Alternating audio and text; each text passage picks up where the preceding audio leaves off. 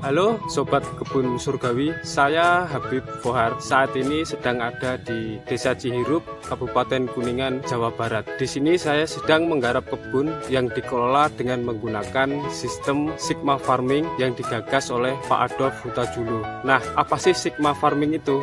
Sigma Farming adalah penggabungan berbagai teknik pengolahan lahan secara organik yang selaras dengan alam. Maksudnya selaras dengan alam itu kita meningkatkan produksi pertanian atau kebun kita sampai batas maksimal tanpa memaksa tanaman. Ingat ya, tanpa memaksa tanaman. Jadi kita tetap menyesuaikan dengan kondisi tanaman. Metode Sigma Farming ini hanya memberi nutrisi terbaik yang semuanya organik, menggunakan bahan yang ada di sekitar kita yang biasanya dibuang. Intinya selama ini saya yang tidak pernah bercocok tanam, saya merasa bertani organik dengan Sigma Farming itu sangat mudah dan murah. Kita hanya memanfaatkan bahan-bahan yang ada di sekitar, kita olah menjadi pembenah tanah dan asupan nutrisi bagi tanaman yang kita rawat. Nah, kali ini saya akan berbagi tentang plantonik. Plantonik adalah jenis pupuk atau asupan nutrisi yang dikembangkan oleh Sigma Farming. Fungsinya seperti kalau di manusia sebagai multivitamin atau nutrisi yang cepat diserap oleh tanaman.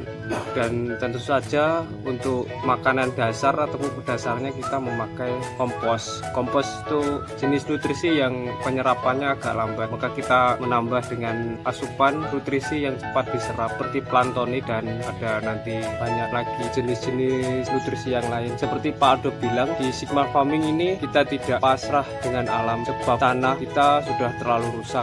Jadi ketika ingin memulihkan, kita harus benar-benar memberikan yang terbaik. Seperti satu contoh ya, dengan kita membuat plantonik.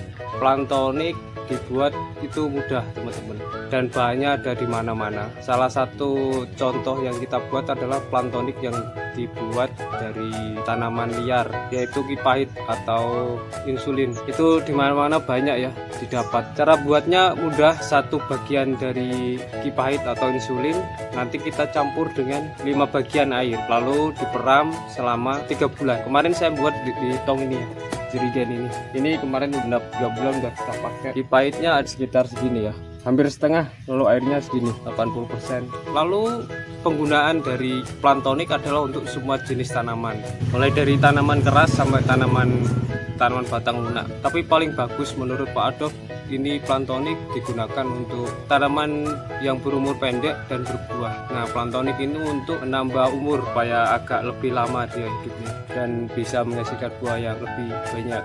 Aplikasinya untuk ketika tanaman kita tumbuh dan berdaun 6 itu kita bisa pakai dengan takaran 1:20. Lalu diaplikasikan 5 hari sekali idealnya. Itu sharing saya, sekian, terima kasih.